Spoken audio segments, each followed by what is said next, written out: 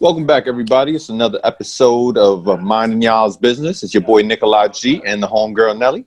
Hi. And we are back with another episode. I got a good friend of mine today. He's, wow, you have been a little bit of everything in life. But now you are a legit business owner. I got my good friend and my old rival, Dan Mina. Welcome to the show. Thank you. Happy to be here. Been, man? I've been very well.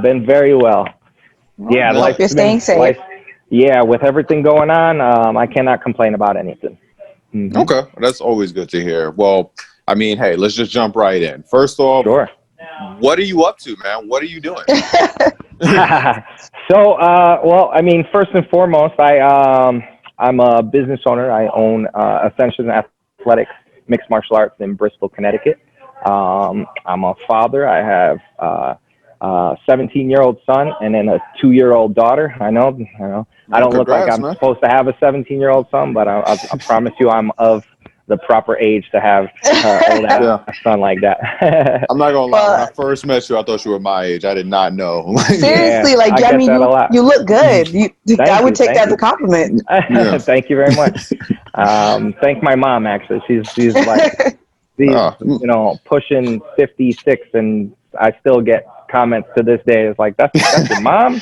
Like, you sure that's not your sister? Like, see, I see why you went and opened the gym. Right? For real. And you see why it's martial arts. You see why. That's it. So when I first met you, I know that, you were coming off another job. We met in the insurance industry, and we both grew up in that. Amazing. And, it was amazing experience for the both of us. I know you feel the same as I. Absolutely. I won some awards. You stole that one award from me. I'm never going to forgive you for that. Oh my God. I won that clean. All right. I believe you.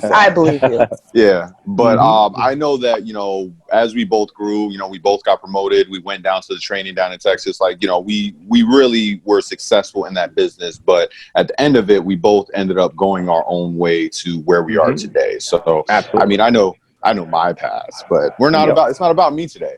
What happened after you left the insurance industry? He could have fooled us, but whatever. What happened after, and that led you to open up the gym today? What was that journey? Yeah, so I guess to answer that, I have to go before the insurance agency. So professionally, I was a chef for 12 years.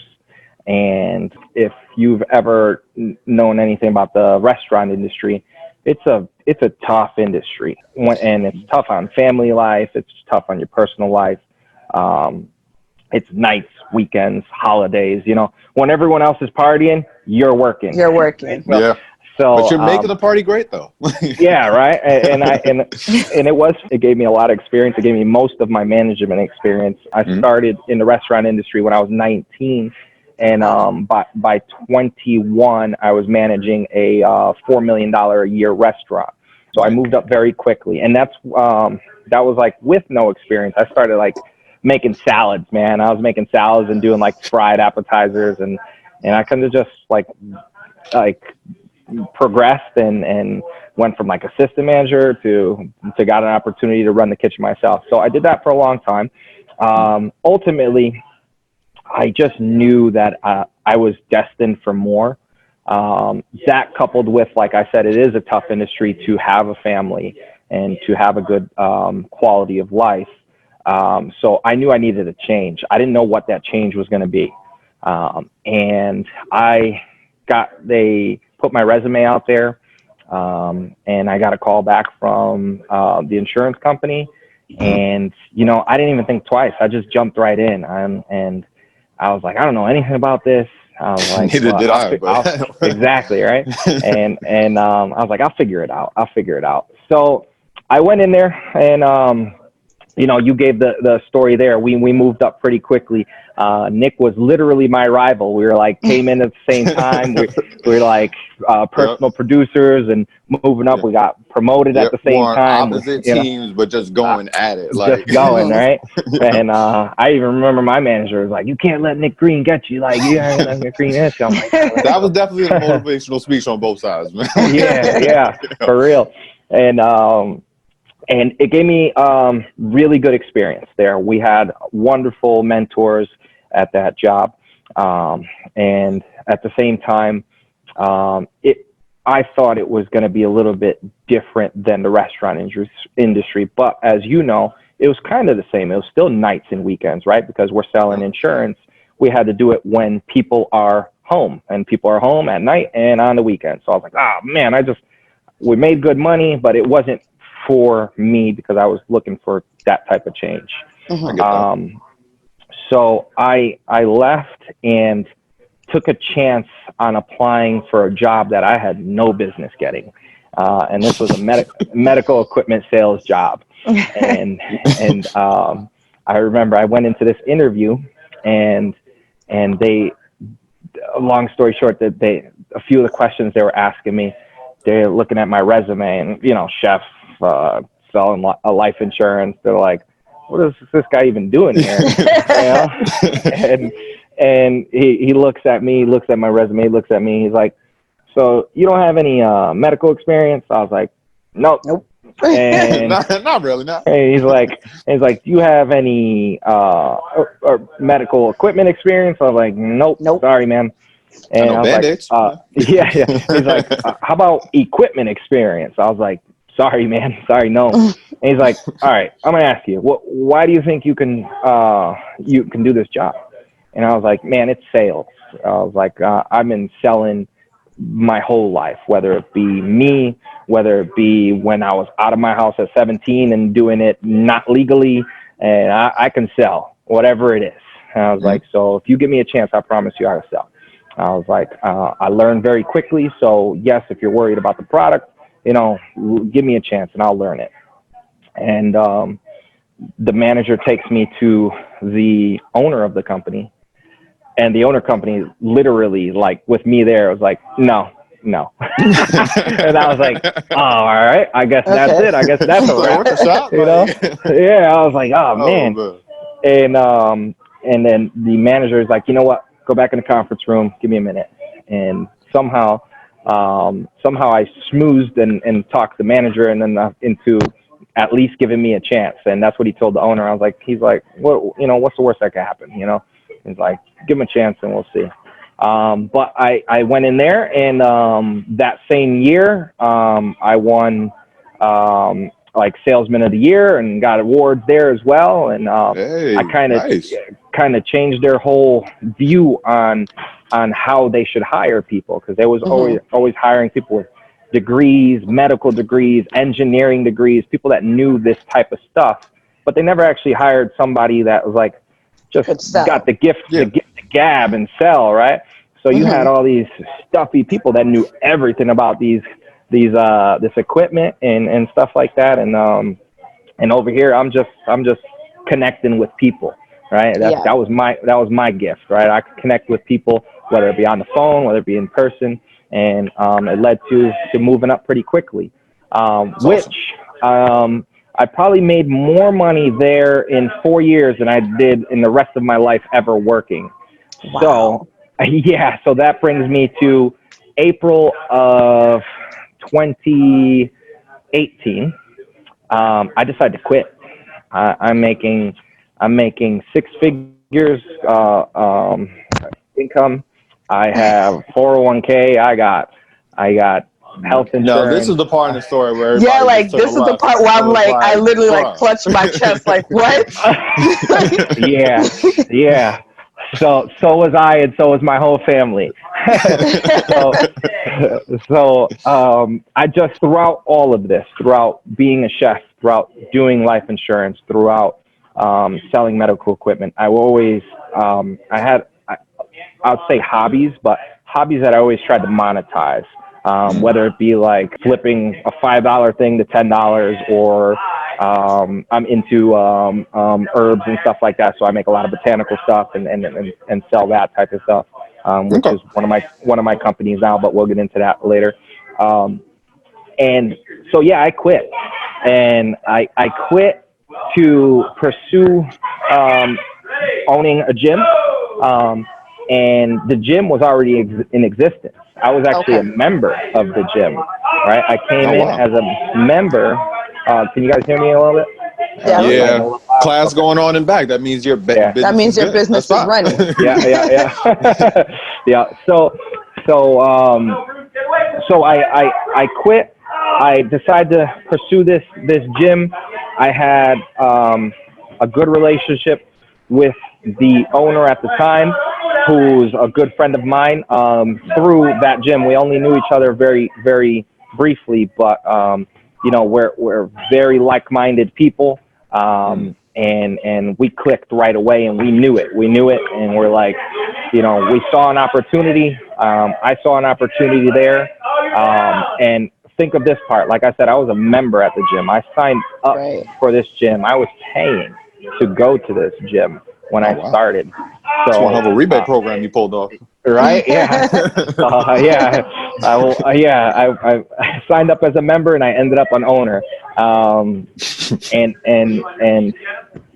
things that was April 2018. We've been going great since last October. We moved from our facility that was about 1,600 square feet to a huge 5,000 square foot facility in a prime plaza. Nick, you've been here, you've seen it. Nice room.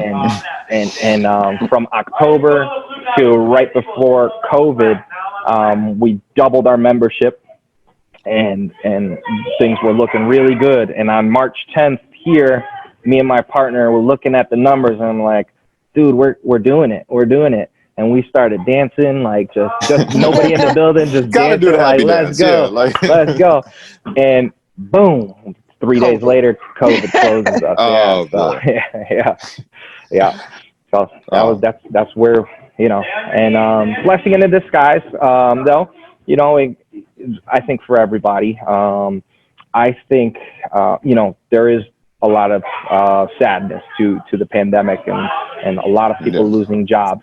So, when I talk about successes through this and everything, I don't forget about the people that are struggled and are struggling still through this. Very true. But just remember, like I said, I was making six figures. I quit to make nothing.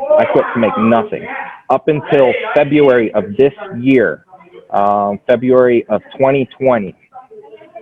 I left my job in April of 2018.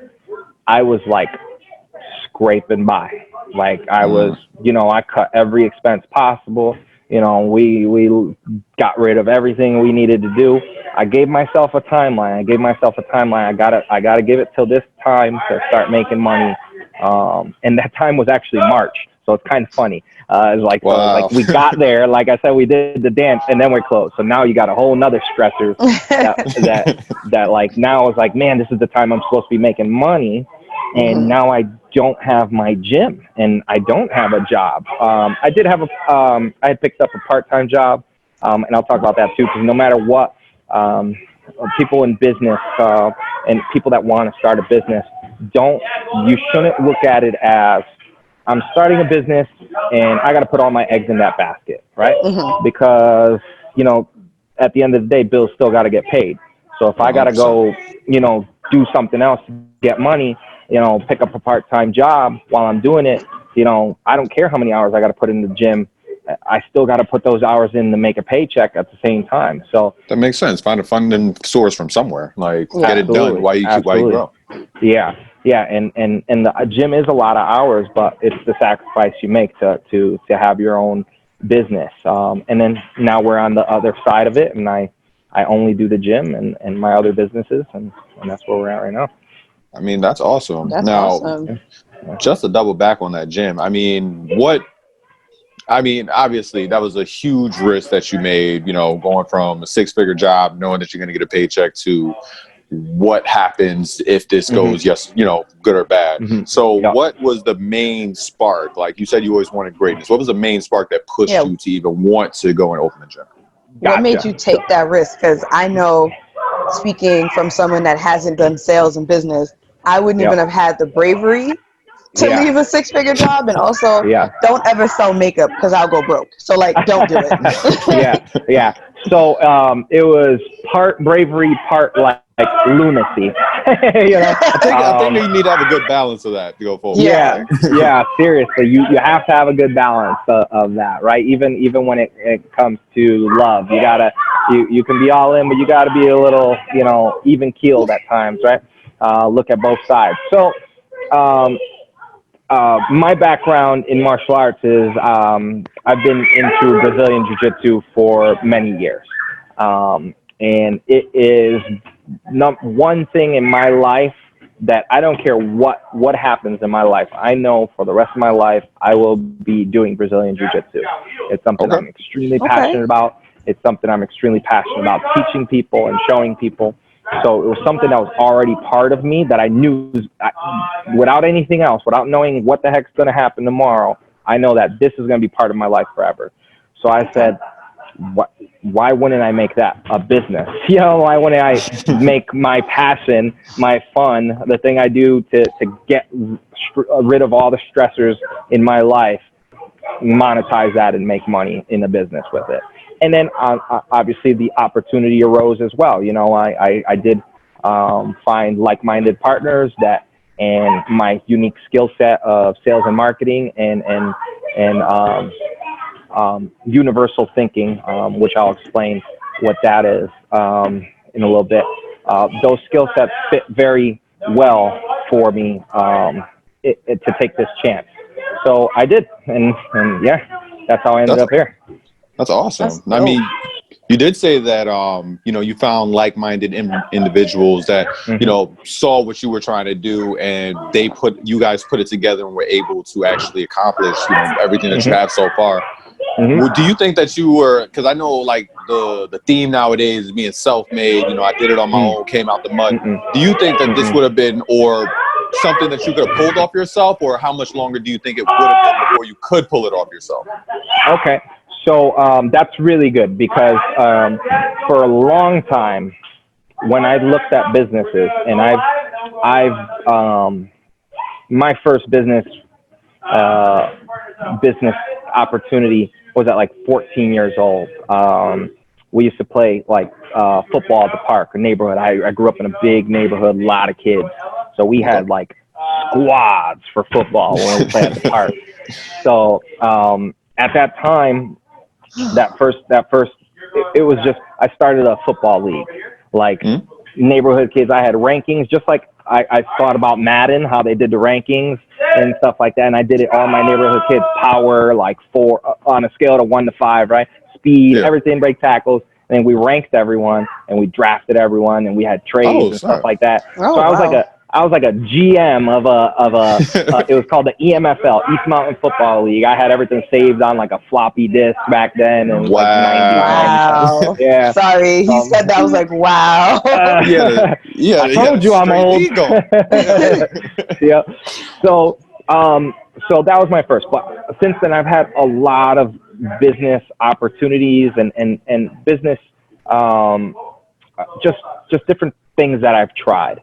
And I've always thought that you had to do it yourself. And I was like, I'm going to build my business. But I have a condition that is very well known. It's called ADHD, right?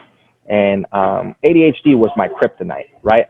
Because I don't know if you know people with it, but like sometimes you wake up in the morning and you got this plan to do all these things, and you start with, you got 1 through 10 to do, and you start 1 and then you fade off and find yourself at 3 and then pause and find yourself back at 1. And then the day ends and I'm like, shit, I was supposed to do 10 things today and I didn't do shit. I did 1. Yeah. So for me, it was a long time to come to grips with that. I was almost letting that dictate my life and a cycle of just start, stop, start, not finish, not following through, procrastinating, not completing things, right? And then I listened to a podcast once, and it was a Tom Bilyeu podcast. He runs Impact Theory. He started Quest Nutrition, and he had said something about ADHD, and he's like, don't look at it as like a hindrance, look at it as a superpower, right? He's like, your brain is always thinking about so many things at once, right? You're bouncing around, right? And that's how my brain is. I'm always like looking so many things. It's going through so many things at once. And I made a decision right there. It's like, okay, that's how my brain works. That's how I'm going to be, right? So I'm really good at looking at everything at the same time. This is that universal thinking, right? Everything as a whole, right? And then zooming in and zooming out of that universe. So I get the overall view of everything, and then I can zoom in and look at it very specifically. But I have trouble with just executing from start to finish by myself. So yes, to answer your question, when I found the right tribe, the right people around that I can express that to and say, look, this is what I'm good at. This is what I'm not good at. This is where I need help. This is where I can be helpful. It was like a perfect fit. And my main partner, Jeff Haddad, he's a very, very focused individual. He is like, you give him something, he's going to start it, he's going to finish it, right? So that's not me. And I'm like the opposite. So it's like a very good blend, I know that and that's pain. why I I'm work still well. working on that myself. Yeah. So, and like to answer your question, yeah, absolutely. For me specifically, it was better to keep good company and know my weaknesses. My weaknesses, I can't do it all by myself. I'm not set up that way. And I don't look at it as a bad thing. I don't look at it as, anything more than, just like a relationship would. You got to fill in the gaps for each other. Yeah. No, I can definitely agree to that. I mean, in anything, I've always found it like if you have a common goal, like no one's perfect. There's going to be so many steps and you can't be everywhere in one day. So it's always better to have a team that can cover that. You can get more things done. And at the same time, if you have a weakness in a particular area, somebody can cover you. I mean, there's a reason that I have a partner in this podcast. Thank you. And also, it's really refreshing because, like Nick said, a lot of people just want to say that they're self-made and that their success is their own. So it's really refreshing to hear you say, like, no, I do need help. I do go out and make sure, because I can't do everything. So with the gym and the success you've had with that, did that lead you into your other business ventures, like kind of like, I guess, diversifying? Like, did this like kickstart that? And then what did it kickstart into? That's exactly what it did. So once I found that mold with Jeff, and we man, when I tell you, like, our business partnership, he would say the exact same thing. Our business partnership is like perfect. We've never had a disagreement. We've never had anything. First of all, where there's no egos involved, right? He knows where I'm at. I know where he's at. He knows if I say something, it's not personal. It's going to be to better our company, right? So we go back and forth. We debate things until we flush it out, until it's good. So once I saw that can work like that, I said, all right, now I'm ready to expand and keep doing that, because if this is how my brain works, I can't be. First of all, I don't like to be focused on one thing, and I'm not saying that that's the right thing always. I still deal with, really like, let me tell you, when I got to focus on something, I got to it's almost like setting mood lights, setting the right music. I got to take my alpha brain. I'm like, I got to do this, like, focus. And it's a process for me to get down and do one specific task and see it through.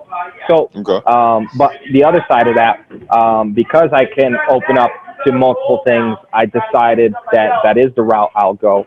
And it led me to two other companies that I run fully right now is Rosa Verde Cannabis. I run that with my partner, Giuliano, and that's a cannabis and CBD company.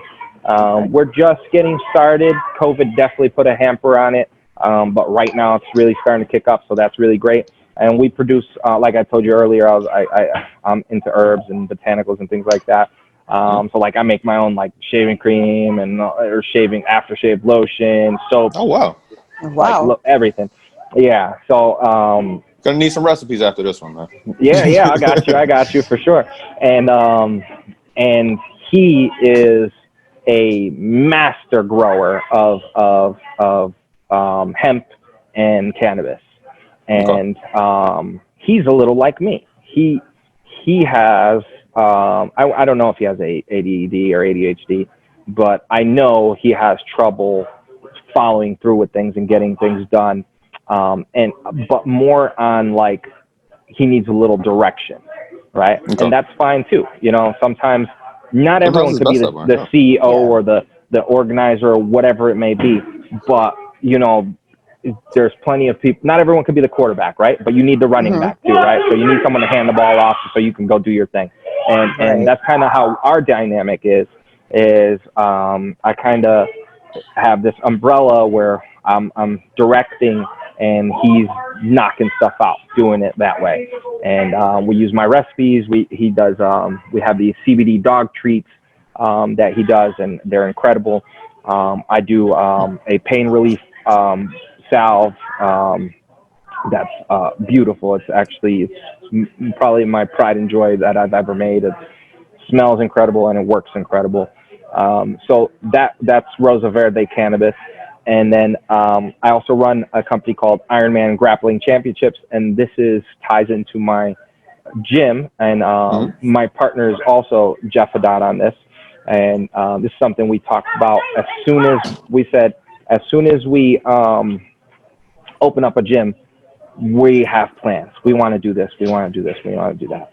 And Ironman Grappling Championships is a grappling tournament for jiu-jitsu, and we run invitationals, and we plan to run overall tournaments of all ages. COVID kind of, put the screws to that too. I can't even run it. I can't even run an event at all unless I do a closed event. So we're working on that right now as well. So I do have to ask you a question, because it looks like it really opened up when you found like the right person. Like it seems like once you found someone that was just as like-minded as you, that was willing to actually put in the work, and you found that tribe, as you say, that it really opened the doors for everything. So, I mean, what would you say, like, how would you say that you even found this person? Like, obviously I'm guessing you guys were friends or something, or did you meet somewhere? So I'll say how I specifically did it, but, it was walking into that gym, right? Well, I didn't know him from anybody else. I just walked into this gym. I said, hey, I live in this town. I go to a school 35 minutes away. That's kind of far for me. You're 5 minutes for me. Let's start from there. So that's how I met him. And then our dynamic just grew. But I see this all the time in my gym, and I will attribute actual Brazilian Jiu-Jitsu and martial arts for this type of thing. I see these relationships happen all the time. Now, like, yes, Jeff is my main business partner, but when you look at my circle, it is heavy hitters, and everyone has something to offer. And the thing about martial arts and something as hard as Brazilian Jiu-Jitsu is, like, you can't half-ass it, you can't fake it, and it's really hard to do. So it takes your ego and just crushes it. Right. And just crushes your ego, which is in a good way. Like, ego can be bad, right? Ego can be the thing. Like if he says something I don't disagree with, and I got an ego, and now I'm like defensive over it, and we're not getting anywhere in business because, we're trying to be right instead of trying to solve the problem. Right. That doesn't happen. Right. So I attribute martial arts to that aspect of that ego crushing. And allowing people to just be naked, and be themselves. And then you just find out the most amazing things about people that way. And like my gym, right? My gym, we built it ourselves. And when I say we, I mean my like Ascension family, like the electrician, the guy that did our electrical work, his son comes to the gym, the same thing for the plumber, the guy that helped us construct everything. He's one of our wrestling coaches. So we got a serious like team here of just awesome. like-minded individuals that are just trying for a common goal, you know? Like that sign says right there, that's our motto of this gym. We are all one. Doesn't matter where you're from, we're all one, you know? Now, I have to ask you, with a gym like in the middle of Bristol, I used to live in Bristol myself. Anybody that doesn't know, ESPN Capital and some other things, but we don't have to get into that. Bristol is such a melting pot. It's a small town with big city feels. So incredible. Yep. Yeah, it's really just a melting pot of like all type of cultures. What would you say is the demographic of your gym? We have every walk of life. That's the main reason that's up there. I was like, man, the demographic, it's interesting. We got every culture in here. We got people that disagree with each other all the time, but that's fine. And then I think that's something that the world's losing, right? It's okay to disagree with someone and be okay with them, right? Like, you know, if only we all knew that. Yeah. So when it comes to the demographic, you know, our only thing is that you treat people with respect here, and everyone with respect. And we're here to have a good time. We're here to push each other. We're here to make each other better. We go against each other on the mats, but we're not against each other. We go against each other to push each other to make each other better. Okay, that's makes awesome. sense. So with everything that's been going on just with your gym and everything else, how has business, I guess, changed in this new COVID world? Like, how has your gym changed? How's it your other businesses changed? Like, how have you done things differently? Everything's different. Yeah. I mean, unfortunately, the world has completely changed and business-wise, right?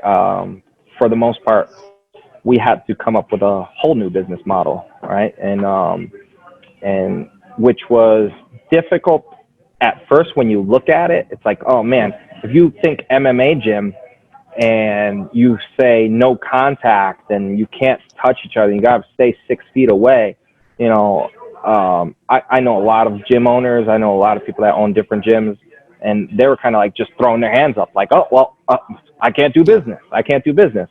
And me and my partner didn't look at it like that at all. We just like everything, we looked at it and as a problem that needed to be solved. And we did that right away. We started working on protocols for distancing and sanitation before the state even put them out there. And we already have a newsletter. I think I have it dated too. And that's actually, now that I think of it, it should be not something not interesting to look at, because we put out a newsletter to all our members about how we were going to do business moving forward. Right. And this is before the state put out their protocols.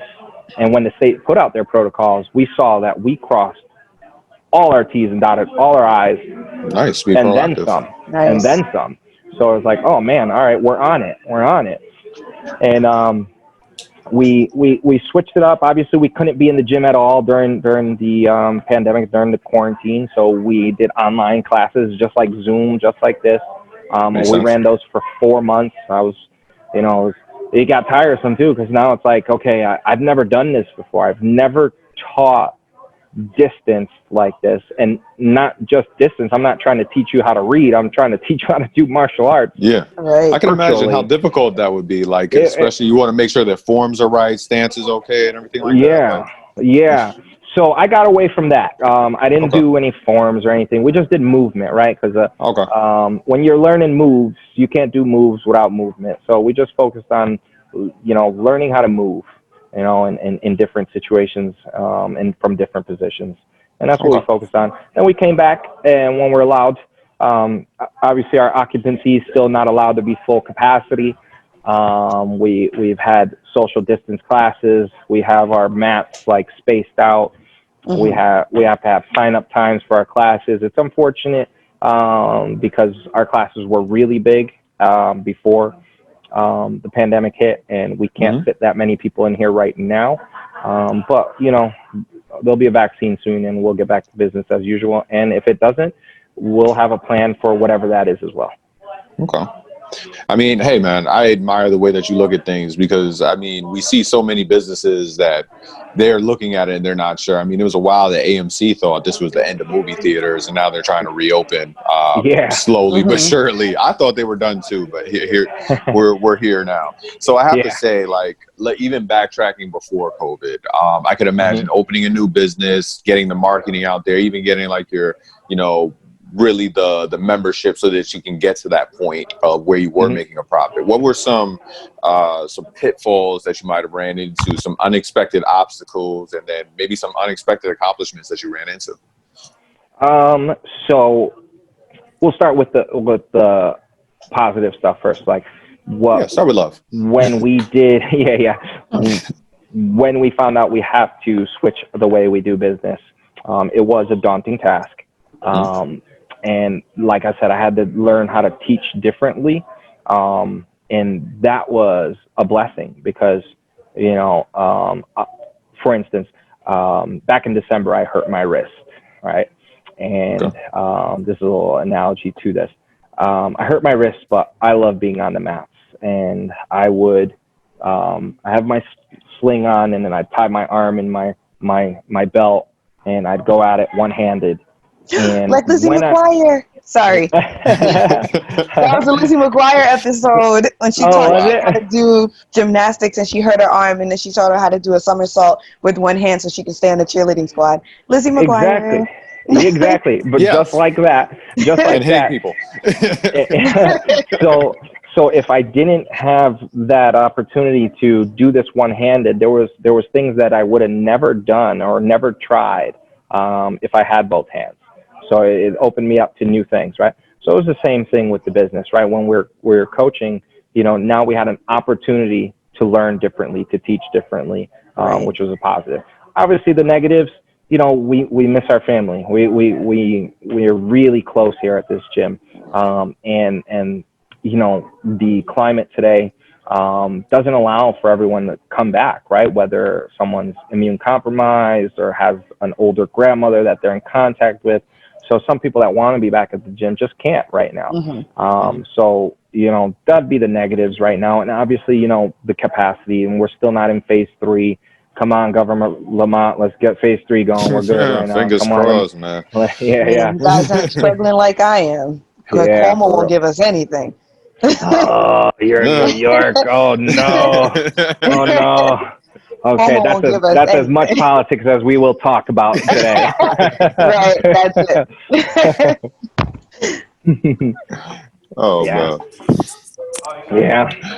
Okay. All right. But no, I do have to say, man, I mean, obviously we're waiting on phase 3. So with it popping back up, like, what is obviously we do also have to worry about the possibility of the second wave coming in the fall. What are some, obviously I know you're social distancing, what are some other measures that you might put into play?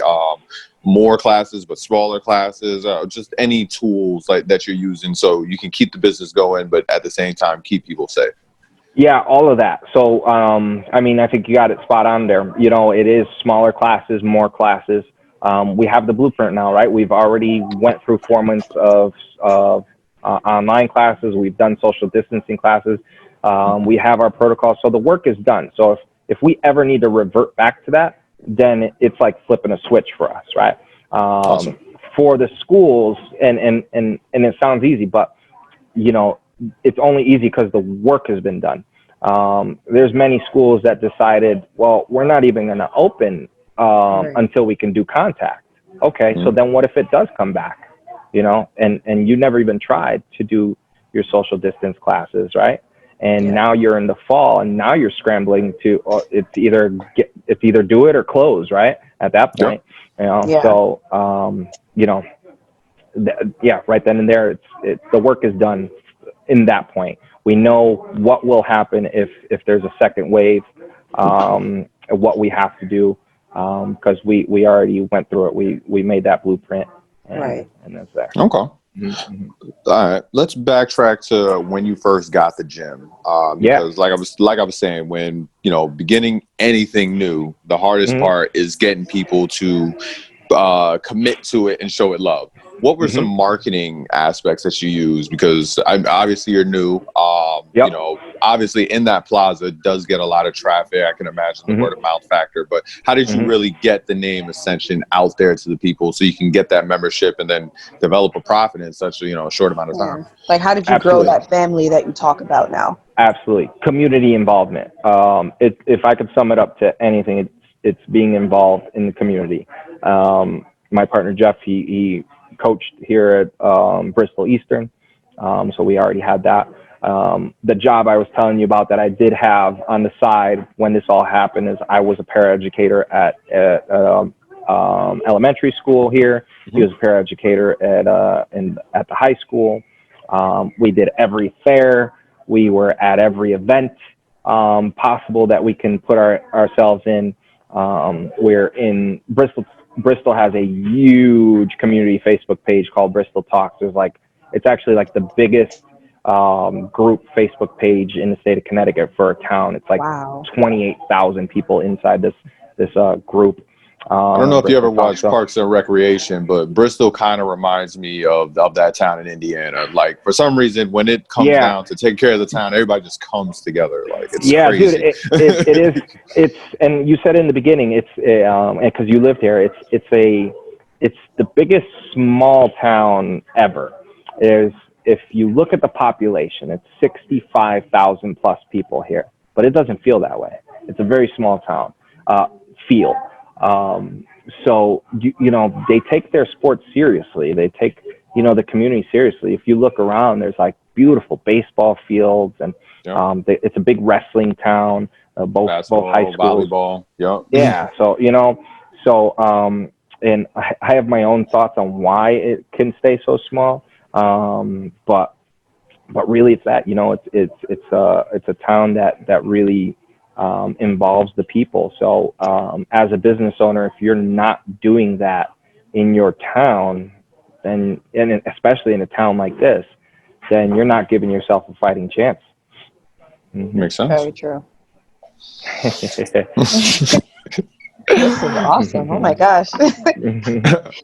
Well, if you want to start another business, I would definitely say maybe try motivational speaking, because really, that's funny. We do have a podcast in the works. Actually, Nick's supposed to be my guest. Yep. Yeah, we've had just wait for the day.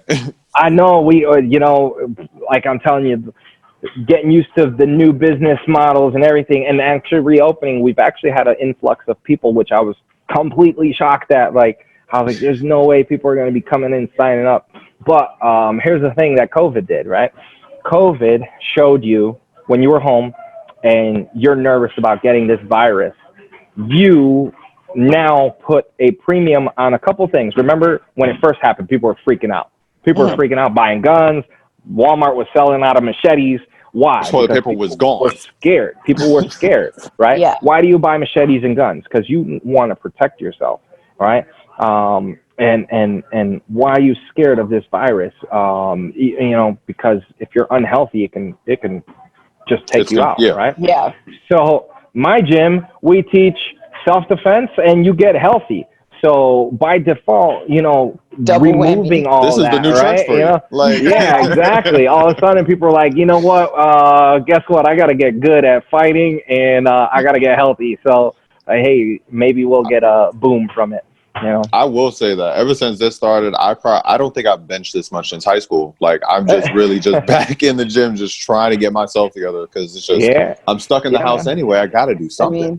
I mean that's so true. This is probably the healthiest I've been in years.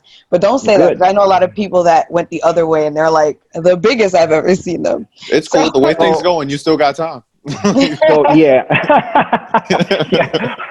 I really hope that don't go that way, but no, for real. And like you were saying, so I'm not saying that everyone felt it, but everyone had the opportunity to. Everyone had the opportunity to take a step back. You don't have to worry about going to work. You don't have to worry about doing anything but staying in your house and thinking within, right? So you had the opportunity to look within. If you didn't, I'm sorry. I'm sorry. You know, I'm sorry. That was a so lot true, of time in though. front of Netflix. I'm so Yeah. You probably watched a lot of Netflix. Yeah. But so much Netflix I can sit and watch at one time. But ultimately, this is what you're doing right now is simply amazing. And especially Thank during you. COVID, I just want to let you know, like, that's amazing. Like, my first time hearing it. This is awesome. Yeah, So, and you're getting that side. Don't get me wrong. There's a whole side like me and Jeff for a moment, you know, like I said, I gave myself, when I quit, I gave myself to February to start making money, and right. March to start making money, and we didn't. We did, and then we closed. So Right. like my whole COVID in my house is me and my lady. I have the gym and I had my part-time job. She had 2 jobs. She lost both her jobs. I lost my gym, and my part-time job was out of school. So like, so yeah. I had all those stressors too of no money and figuring out, like I was picking up like painting jobs and just doing odds and ends. One other thing that I do to make residual income is I'm a consultant for Ambit Energy. Ambit Energy is just an energy company that you can use instead of Eversource. And basically, I just enroll people to get money, and I kind of do that passively. I don't even worry about that. I do it on the side when I have a chance. But that's building like residual income so that I can get just checks like monthly from that. Because like we said, you know, especially like what COVID shows, your eggs in one basket. We never thought it can happen, but now we know it can happen. It can happen. Let's just be prepared for it to ever happen again. That we need to, you know, be a little bit more multiverse, you know, with things.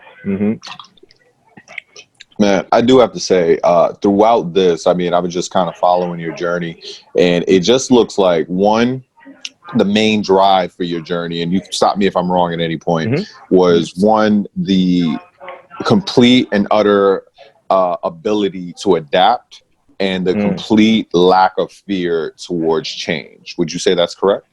Yes, absolutely. I wish Jeff heard that, because it's something that he tells me all the time. Don't worry, he can watch this later. It'll be up. He you know, he has a similar story. He's got his master's degree in occupational therapy. He was a supervisor of a facility, an occupational therapy facility, and he took risk just like me. He quit his job to pursue this dream. And you know, we talk about like our adaptability and almost stubbornness to fail, right? And let me rephrase that. I've failed way more times than I've ever succeeded. I'm still failing at things. I just try to fail forward, right, as they say. But the ability, or the stubbornness to not accept failure as being the end point, just dust yourself off, get back. It is hard, right? But what are you going to do? Stay down? You know, we can't. We can't do it. We just got to keep moving. We have to keep moving. Everyone's got to keep moving. And always think of the next step. That's it, you know. And even if this next step is like getting out of bed, you know, like I need to get out of bed right now. Well, if that's your next step, I do one thing because like I said, I have problems of taking a task and doing it and just doing it. So I say action, right? So I tell myself if I find myself scrolling a little bit too long on Instagram or Facebook, I just tell myself, action, that's a bad Dan. addiction. Yeah, action, Dan, action, Dan. And I tell myself, action, Dan, until I just get up and just go do something, whatever it's going to be, you know. Yeah. So yeah, adaptability, and not afraid of change. I'm definitely not afraid of change. I've taken so many different jobs and quit so many jobs, and like I said, going to interviews that I had no business doing, and just having worked out. a confidence that it's going to work out. And that actually brings me to like interviewing. Actually, Two things. I don't have a college degree. I took some nutrition courses. I did a little bit of I got a culinary certificate, which means nothing. I don't even write it on my resume or anything. But when you're interviewing, and this goes for anybody, no matter what the job is, it doesn't matter what your resume says, doesn't matter what the job is. If you can do two things in an interview, two things, and you might have to work at both of them. But if you can be like exude positivity, just be super positive towards whatever they're talking about. And the second thing would be clearly communicate, right? If you can communicate clearly, hold a conversation with somebody. Don't just be there passive, right? You got one, if you're in an interview, that's your chance right there. That's your tryouts, right? So if you're just there, sitting there, waiting, responding yes, no to questions, you're not exciting them. You're just another. It might as well be an online application that you looked at and you're just a piece of paper at that point. So if you can exude positivity in interviews and communicate clearly and push conversations, you'll leave a lasting impression on whoever it is. And I say that definitely from experience, because I know a lot of the jobs I got were just simply because of me talking and me being positive, right? No one wants to hire someone that looks like they're going to be a negative influence or a toxic person to their culture, or to their business, or anything like that. But everyone wants somebody that's positive, right? So it's like, man, this guy could bring that to my company or to my whatever.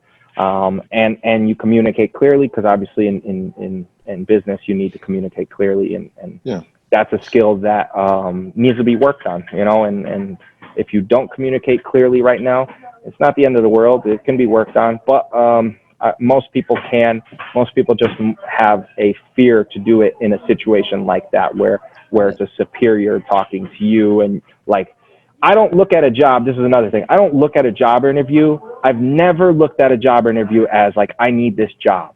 I go into that interview as, I'm going to sell him on me, right? I even gone to interviews like, why do I want this job? Which is like, why should I take this job, man? Money. Yeah. In the meantime, I'm over here like, oh man, those bills are stacking up. I'm playing a little poker right here. I'll just drop these bills on your desk. This is why. Don't worry about it. Yeah, but I mean, just to backtrack on what you were saying, I mean, I totally agree with that. I mean, even before I started with the insurance job, I was working as a social worker, and something that I went to school with that I thought I wanted to do the rest of my life until I got into it. And I just reached a position where I kind of just like felt stuck. I didn't think it was going to move forward anymore. So I had a position, company car, company phone, salary, benefits, whole 9 yards.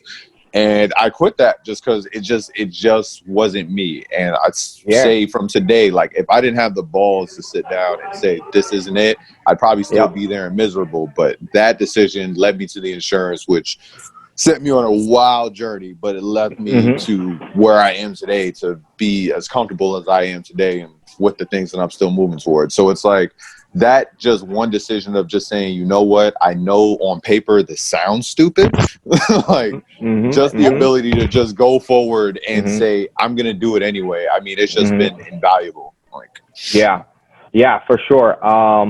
And here's the thing that like, and this isn't like groundbreaking news from me. You can hear a million motivational speakers or just people that talk about it.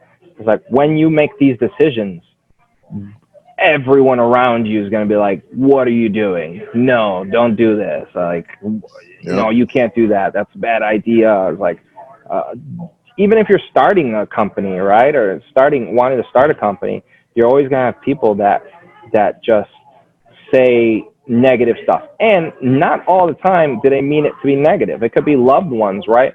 That think they're protecting you from failing, right? But here's the problem.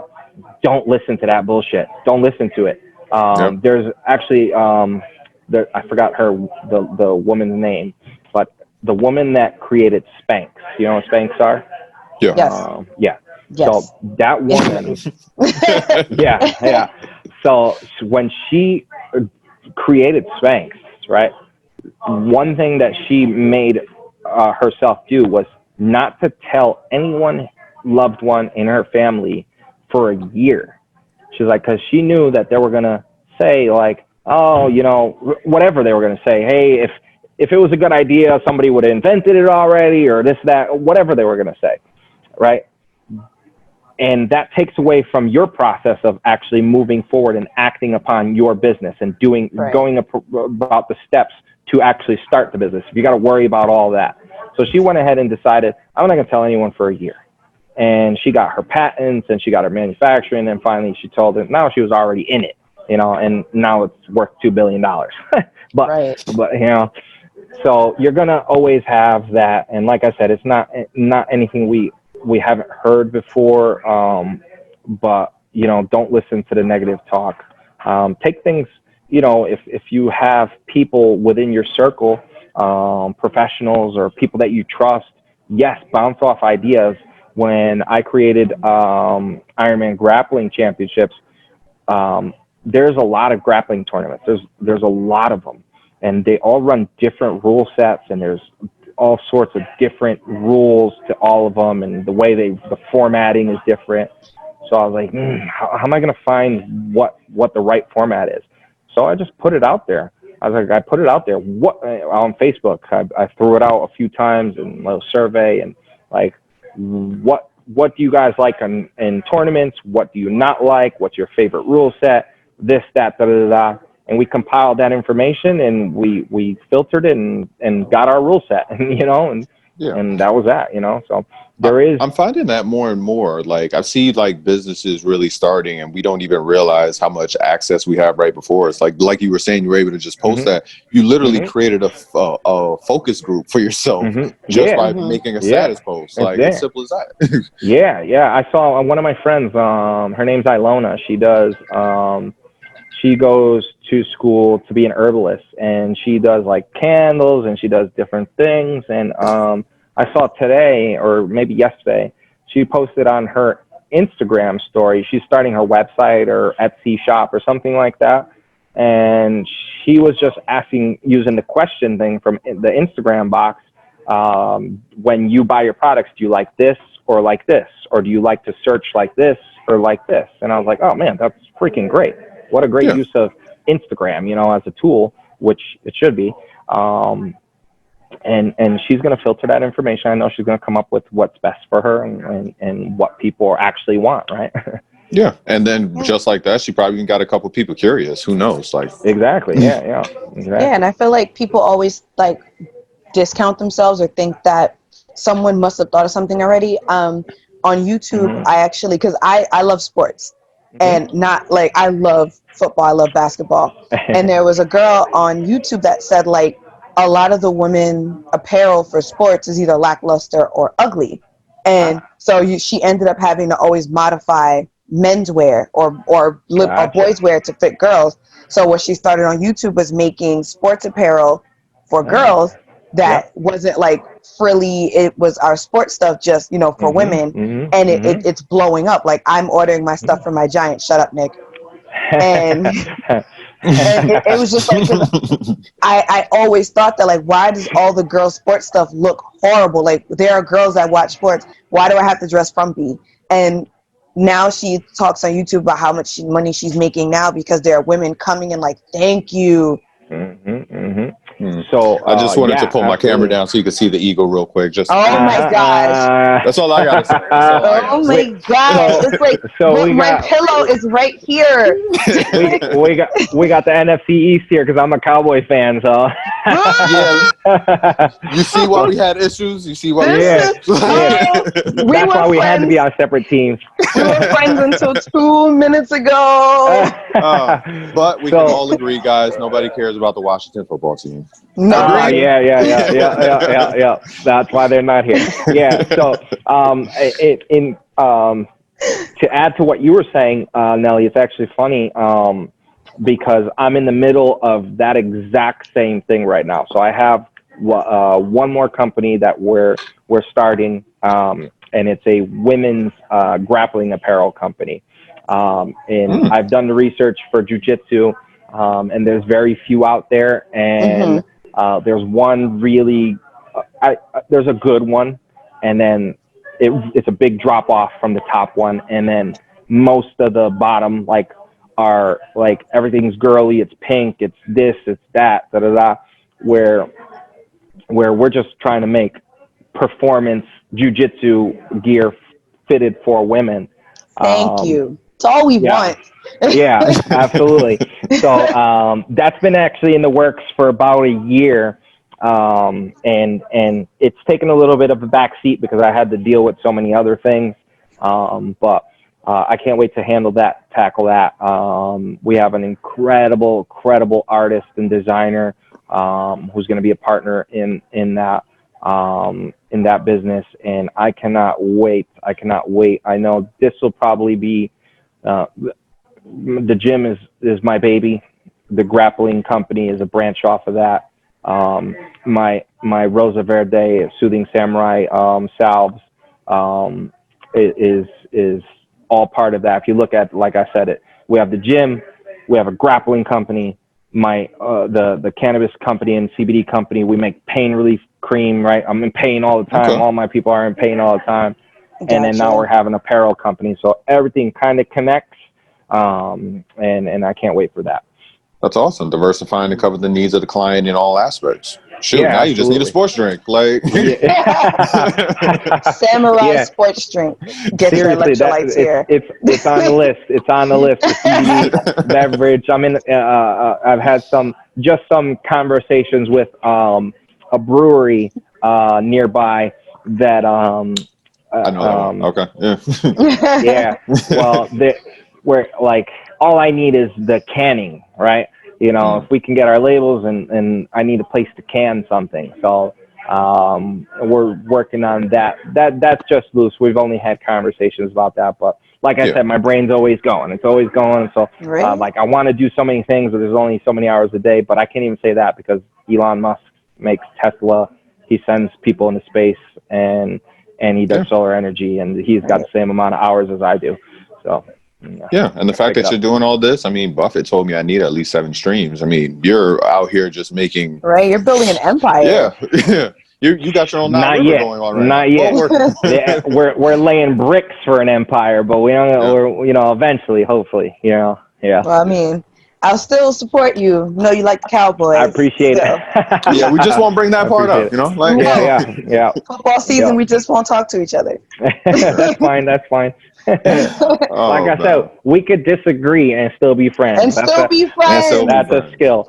That's a skill. Like Nick's one of my best friends. I hope his team rots. You're one of my best friends, but you know, I know what team you play for. It's no point with some bad things for you. Anywho, so wrapping this up. Yo, Mina, I just want to thank you again, blessing us with this episode. Finally got it done. Absolutely. Thank you very much for having me. I haven't done one of these before like this, so you were great. You were a great guest. Yeah, I appreciate that. I actually, even with my businesses, I don't really like put my face out there as the owner. I just do what I got to do. I try to stay humble and keep moving forward. I don't need to tell everyone what I'm doing. This is probably the only time I've ever done this like this, and I appreciate the outlet to do so, because you know, there's a lot to the story. I know there's some things we wanted to talk about that we didn't touch on, but you know, I come from, you know, I'm Hispanic. My mom's Puerto Rican. My dad's Colombian. You know, I come from a single family home at the end of the day. Right now, actually in December, it'll be 5 years in my apartment, and I'm 37 years old. 5 years is the most years I've ever lived in one spot in my whole life. So I'm actually looking forward to this December. So there was a long road to this, and there was a lot of failure and a lot of trial and error to get to this point of just this point, not to making it, just getting to this point, because I haven't made it yet. I haven't done anything really significant except move forward and keep action. So and I'm going to continue to do that. And I got, like I said, we have a great tribe here, and we all push each other. We will continue to do so. I invite anybody that wants to come to my gym. You can try it out for a week free. You'll probably only need a day to know that this is the place for you, because the exhilaration you feel when you're in here, just from the atmosphere, just from everyone helping each other. We have hobbyists and just maybe soccer moms just trying to lose some weight, training with professional athletes all in the same room together, and there's awesome. there's no like separation, just people helping each other get better. A few things to close out. I have a tribe. I have a family here. I have people that I can talk to and bounce ideas off of, and that have done things that I want to do, or are experienced in different things that I have never done before, and that's okay. But for anyone that's going to start a business, just know that you don't have to do it by yourself. You don't have to know everything. All you need to have is your idea, and then get started on it. One thing that I used to harp on for myself, which all it led was for me to not start, was I felt like I'd plan out all this stuff that I needed, and then I looked at it as a whole, and I'm like, shit, it's going to take me 20 grand to do all of this and this and this and this and this to sell all this product. And I was like, well, no, I just need to sell one, and then maybe tomorrow I sell two, and then just baby steps. If you can't even, if you don't have $600 or $400 to incorporate your business as a LLC, who cares? Just do the work in the background that you're going to make your product or make whatever you're going to do, make your plans, and know that you need $400, and then you week by week you save whatever you need to save to get there, and that's step one, and then go on from there. It doesn't take like this grand scheme plan all at once. Most of it comes little by little, figuring stuff out, talking to people, talking to professionals, having real conversations with your friends. I know I like to bullshit, I like to talk shit, but at the same time, I really, really value these days real conversations about real things, about just moving forward. I have a really, really big plan. When you say empire, like we have a plan for that. And right now it looks crazy. It looks crazy if I even told you. It always looks crazy at first. It always looks crazy until it comes together. Exactly.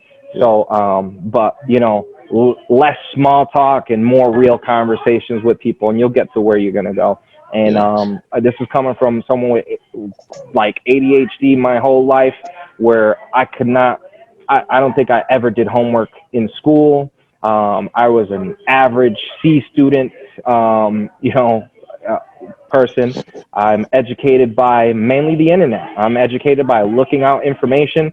I do read a lot of books, but even that became difficult with ADD. I'd be like, read a page, and I'm like, I don't know what I just read.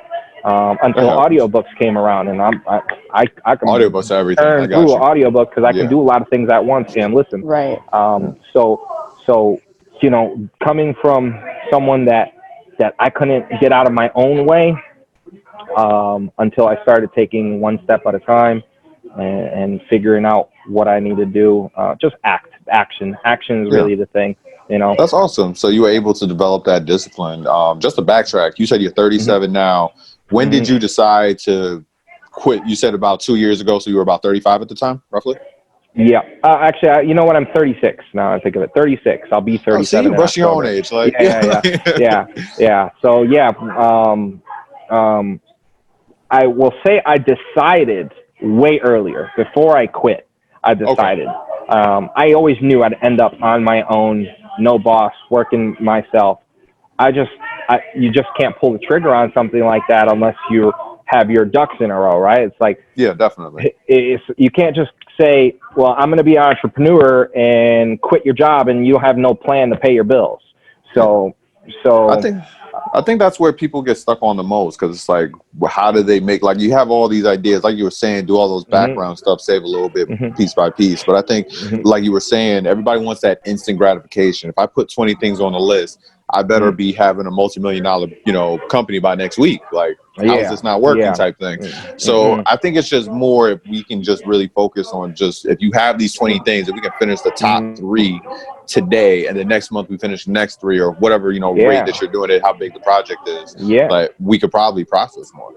Yeah, absolutely. You gotta, like, it's like if all your eggs in this basket, it's like 9 to 5. This is what I do, but I want to be over here on my own, right? I can't just quit, right? It's got to be like a gradual meeting of each other, and then we go up the other way, right? That's where it's going. Unless you got a lot of money and you just want to do it and whatever. Yeah, I mean, lottery tickets is always out there, bro. Fingers crossed. Well, ultimately, thank you for trusting us to, show your face, and trusting us to be the first people to show your face with your business. And I appreciate that. Keep doing what you're doing, I guess.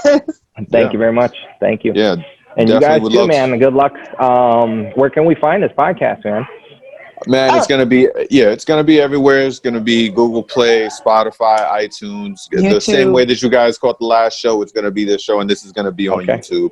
But we're gonna get it all out there, and it's all nothing but love. And anyone interested in the gym, and you wanna, or any of the other business ventures that you heard, if you wanna look into, there'll be links in the description below. I appreciate that. It'll be everywhere. So if anyone's interested, just click on that and just get, especially if you're in Connecticut. Hell, you want to fight COVID, you could actually learn to fight it. See, look, I got slogans for you, man. There you go. COVID is a martial artist. Learn how to fight that. Yeah. Good luck with that one.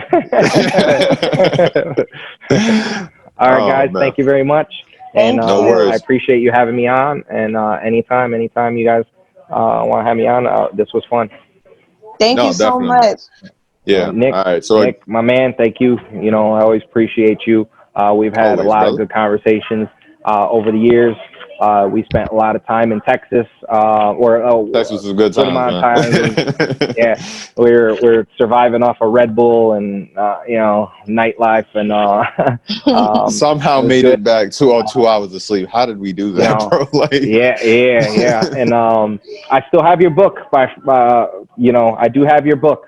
It's on my bookshelf. I was like, look through, and that's a good book. I would, push that to anybody. That's one of my life-changing books. For the people that don't know what we're talking about, it's entitled "Feel the Fear, Do It Anyway." Yep. Oh yeah, you put me on that book. Did push me on. So that has been a book that has really propelled me, and I think I read that book right before I even made the plunge into the insurance thing. So just to let you know how impactful that was for my life. But man, again, it's been awesome. We're going to have plenty more conversations. I still got to check out that gym once the phase 3 happens. Get back into it. So absolutely. Thank you guys. You're welcome anytime. All right, guys. Another episode of Minding Y'all Business. Talk to you guys another time. Bye. Bye.